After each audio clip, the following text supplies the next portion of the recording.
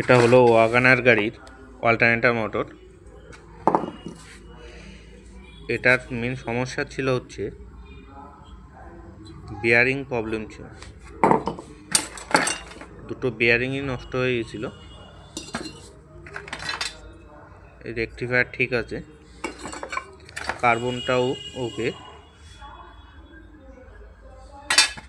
কাট আউটটাও ঠিক আছে।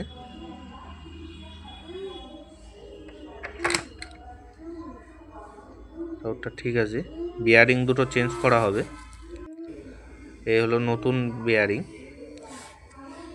আর এটাও নতুন বিয়ারিং 62 আর 62 আর 62 এই বিয়ারিং দুটো লাগে। আর এই যে পুরনো বিয়ারিং, এই দুটো বিয়ারিং খারাপ, এই দুটো চেঞ্জ করা হবে।